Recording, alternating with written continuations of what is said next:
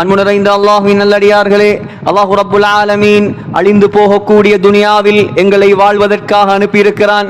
சகோதரர்களே, வாழ்வது நோக்கமல்ல, நம்முடைய வாழ்க்கைக்கு பின்னால் இன்னொரு வாழ்க்கையை அல்லாஹ் தயாரித்து வைத்திருக்கிறான். அந்த வாழ்க்கைக்காக தயாரிப்பு செய்வதுதான் இந்த உலகத்தில் நோக்கம். அந்த உலகத்தில் யாராலும் நிரந்தரமாக வாழ முடியாது. முஹம்மது ஸல்லல்லாஹு அலைஹி வஸல்லம் அவர்களை பார்த்து அல்லாஹ் குர்ஆனில் சொல்கிறான், வமா ஜஅல்னா லிபஷரின் மின் கப்லிகல் குல்த், உங்களுக்கு முன்னால் யாருக்கும் நான் நிரந்தரமான வாழ்க்கையை கொடுக்கவில்லை. சகோதரர்களே, உலகத்தில் வாழக்கூடிய காலம் அச்சத்திற்கும் ஆதரவுக்கும் மத்தியில் ஒரு மனிதன் வாழ வேண்டும். அல்லாமா ஜாதுல் ஹக் ரஹ்மத்துல்லாஹி அலைஹி சொல்கிறார், கைஃப தஃப்ரஹு பித்துன்யா வலத்தஹா, ஏ மனிதனே, இந்த துனியாவுடைய அற்ப இன்பங்களை பார்த்து நீ ஏமாந்திருக்கிறாய். இந்த துனியாவினுடைய அற்ப இன்பங்களில் நீ மயங்கி கிடக்கிறாய். யா மன் யுஅத்து அலைஹில் லஃது வன் நஃபஸு, உன்னுடைய பேச்சுக்களையும் மூச்சுக்களையும் அல்லாஹ் எண்ணிக்கொண்டிருக்கிறான், மறந்து விடாதே. மா யல்ஃபிது மின் கௌலின் இல்லா லதைஹி ரகீபுன் அதீத், அல்லாஹ் சொல்கிறான், நீ மொழியக்கூடிய ஒரு வார்த்தையாக இருந்தாலும் நல்லதை மொழிந்தால் ரகீப் என்ற மலக்கு பதிவு செய்வார், அவர் வலக்கரத்தில் இருக்கிறார். பாவமான வார்த்தையை மொழிந்தால் அதீத் என்ற மலக்கு இருக்கிறார், அவர் இடக்கரத்தில் இருந்து உன்னுடைய வார்த்தைகளை பதிவு செய்வார். சகோதரர்களே, உலகத்தில் வாழக்கூடிய காலம் அற்பமானது, சொற்பமானது. முஹம்மது ஸல்லல்லாஹு அலைஹி வஸல்லம் உலகத்தில் சிறந்தவர்கள், ஆனால் அவர்களுக்கும் கூட அல்லாஹ் நிரந்தரமான வாழ்க்கையை கொடுக்கவில்லை. சஹீஹுல் புகாரியில் வருகிறது, இன்னும் ஒரு ரிவாயத்திலும் வருகிறது, ஹஜ்ரத் ரசூலுல்லாஹி ஸல்லல்லாஹு அலைஹி வஸல்லம் அவர்களை அடக்கம் செய்ததற்கு பின்னால் இந்த உலகத்தில் நாயகத்தை உயிரை விட நேசித்தவர் தான் அன்னை ஃபாத்திமா ரலியல்லாஹு அன்ஹா. எந்த மகளும் தன்னுடைய தகப்பனை அவ்வாறு நேசித்திருக்க முடியாது. அவ்வளவு உயிரை வைத்திருந்தார்கள் ஸல்லல்லாஹு அலைஹி வஸல்லம் அவர்கள் மீது. முஹம்மது ஸல்லல்லாஹு அலைஹி வஸல்லம் மரணித்து 6 மாதம் தான் இந்த உலகத்தில் அன்னை ஃபாத்திமா வாழ்ந்தார்கள். சகோதரர்களே, சில உலமாக்கள் எழுதியிருக்கிறார்கள், அந்த 6 மாதமும் ஃபாத்திமா ரலியல்லாஹு அன்ஹா சிரித்த சரித்திரம் கிடையாது, சிரிக்கவில்லை.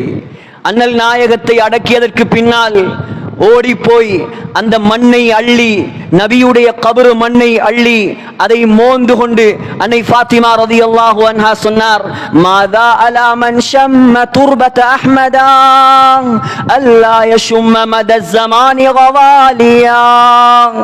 யார் முஹம்மது ஸல்லல்லாஹு அலைஹி வஸல்லமுடைய கபர் மண்ணை மோந்து கொள்வாரோ, நாயகத்தின் கபரு மண்ணை யாராவது மோந்து கொண்டால், அல்லா யஷும்ம மத ஸமானி கவாலியா, அவன் மௌத்தாகும் வரைக்கும் வேற எந்த வாசத்தையும் நோர தேவையில்லை. ஏன்? கஸ்தூரி மனம் அடித்தது ஸல்லல்லாஹு அலைஹி வஸல்லமுடைய கபரில் இருந்து.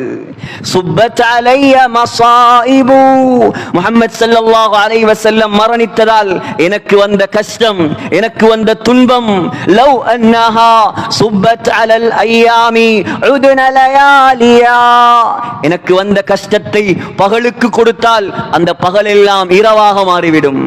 சகோதரர்களே, இதுதான் வாழ்க்கை. உலகத்தின் தலைவர், சுவர்க்கத்தின் தலைவர் உலகத்தில் நிரந்தர வாழ்க்கை வாழவில்லை. சகோதரர்களே, உலக வாழ்க்கையை பார்த்து ஏமாந்து விடக்கூடாது. அல்லாஹ் மௌத்தை வைத்திருக்கிறான் நமக்கு, அல்லாஹ் கபரை வைத்திருக்கிறான் நமக்கு, அல்லாஹ் மரணத்துக்கு பின்னால் ஆகிரத் என்ற ஒரு மறுமை வாழ்க்கையை வைத்திருக்கிறான் நமக்கு. முஹம்மது ஸல்லல்லாஹு அலைஹி வஸல்லம் மக்காவில் 13 வருடங்களாக சஹாபாக்களுடைய உள்ளத்தில் விதைத்த விதை என்ன தெரியுமா? 13 வருடங்களாக நாயகம் செய்த உழைப்பு என்ன தெரியுமா? அல்லாஹ்வை பற்றி விளங்கப்படுத்தினார்கள், ஆகிரத்தை பற்றி விளங்கப்படுத்தினார்கள்.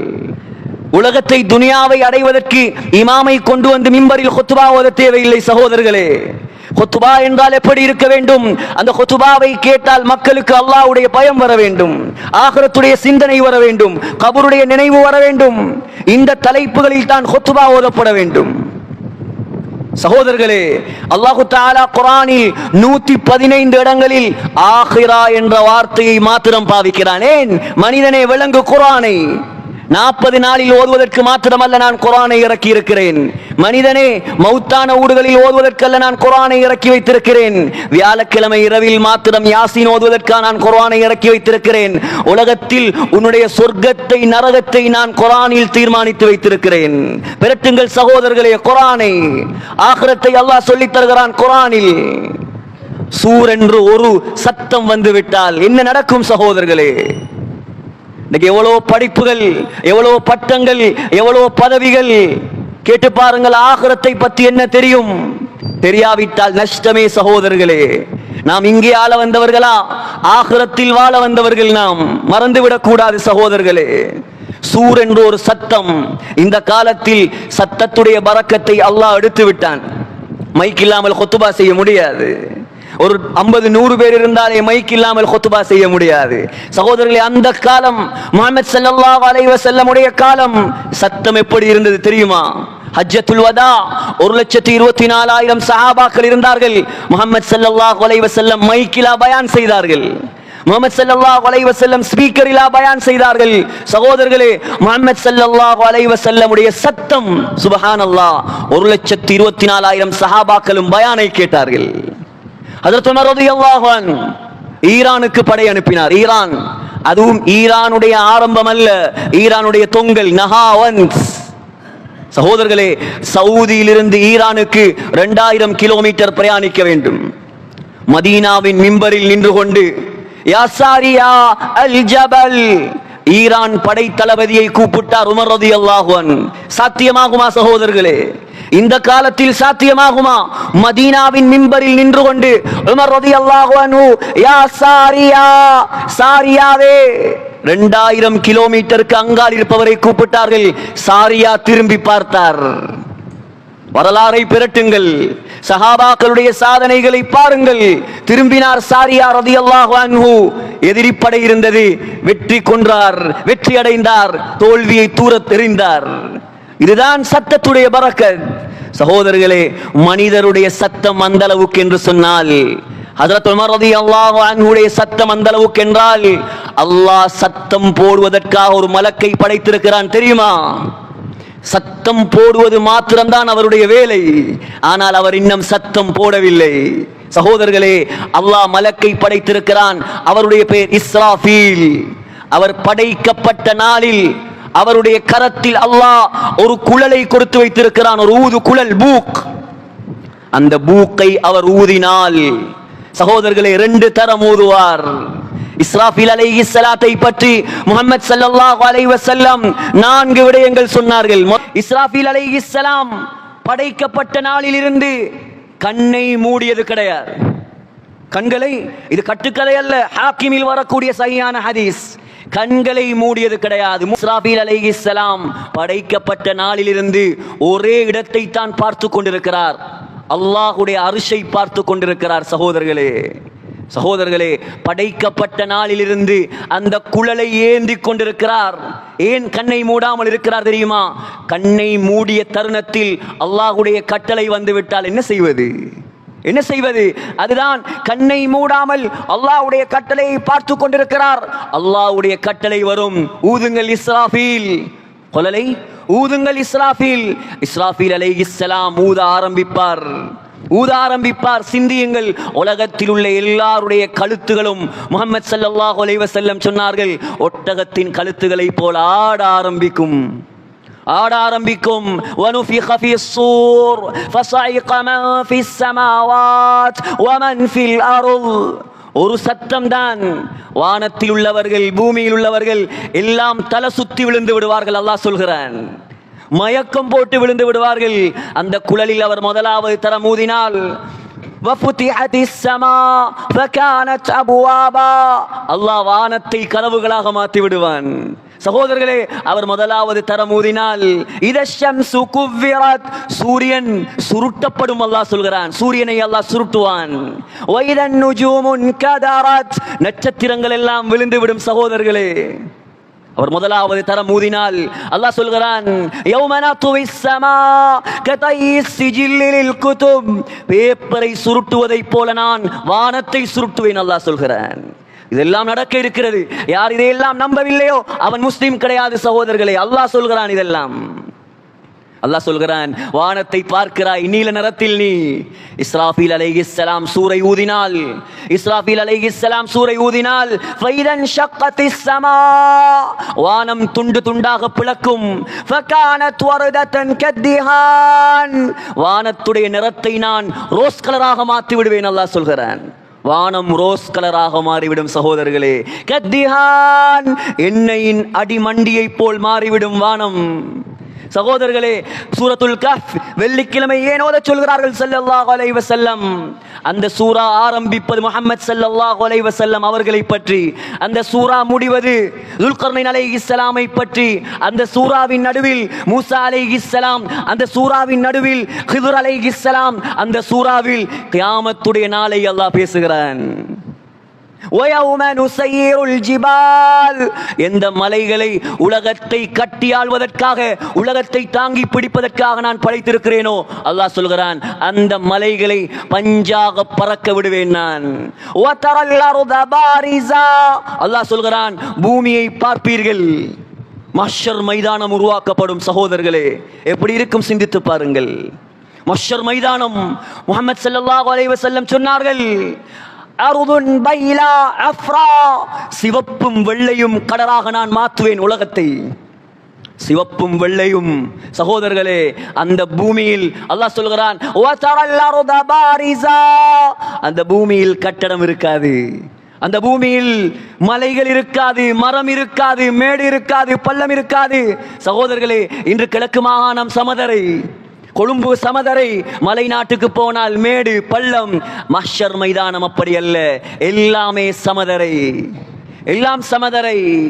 ஃபலம் நுகாதிர் மின்ஹும் அஹதா, அல்லாஹ் சொல்கிறான், யாரும் தப்பேலாது. நினைக்கலாமே சலாக்கள், அவ்வளோ கூட்டத்துக்குள்ள நாங்க எங்க வரப்போறோம்? அல்லாஹ் சொல்கிறான், நினைக்கிறியா? யாரும் தப்பேலாது. அவ்வலீன வல் ஆகிரீன் லமஜ்மூஊன் இலா மீகாத்தி யௌமின் மஅலூம். அல்லாஹ் சொல்கிறான், ஆதம் அலைஹிஸ்ஸலாம் தொடக்கம் உலகத்தில் கடைசியாக யார் வந்து பிறப்பாரோ எல்லாரையும் எழுப்பி நிப்பாட்டுவேன் அந்த மைதானத்தில் நான். சகோதரர்களே, மஹ்ஷர் மைதானம் எங்கே உருவாக்கப்படும்? பலஸ்தீனில் உருவாக்கப்படும். நேரம் போதாது, ஏல் எக்ஸாம் இருப்பதால் நீண்டு செல்ல எனக்கு நேரம் கிடைக்காது. சகோதரர்களே, பலஸ்தீன் மஹ்ஷர் மைதானமாக மாறும், சிரியா மஹ்ஷர் மைதானமாக மாறும், ஜோர்தான் மஹ்ஷர் மைதானமாக மாறும். சகோதரர்களே, முஹம்மது ஸல்லல்லாஹு அலைஹி வஸல்லம் சொன்னார்கள், முதலாவது சூர் ஊதப்பட்டவுடன் அல்லாஹ் ஒரு மலையை இறக்குவான். எல்லா மனிதர்களும் புல் முளைப்பதை போல எழும்பி நிற்பார்கள். யாரும் தப்பேலாது, யாரும் தப்பேலாது. சகோதரர்களே, அல்லாஹ் சூரியனை கொண்டு வருவான். எத்தனை கோடி மைல்களுக்கு அப்பால் இருக்கிறது சூரியன். முஹம்மது ஸல்லல்லாஹு அலைஹி வஸல்லம் சொன்னார்கள், ஒரு மைல் தொலை தூரத்தில் கொண்டு வரப்படும். மீல் என்ற வார்த்தைக்கு அரபியில் ரெண்டு அர்த்தம். முதலாவது மீல் என்று சொன்னால் ஒரு மைல், இரண்டாவது மீல் என்று சொன்னால் சுருமா போடக்கூடிய குச்சி. சகோதரர்களே, சுருமா போடக்கூடிய குச்சியின் அளவுக்கு சூரியனை கொண்டு வந்து நிப்பாட்டினால் என்ன நடக்கும்? சகோதரர்களே, சிந்தியுங்கள். பாவிகள் வேர்வையில் தத்தளிப்பார்கள்.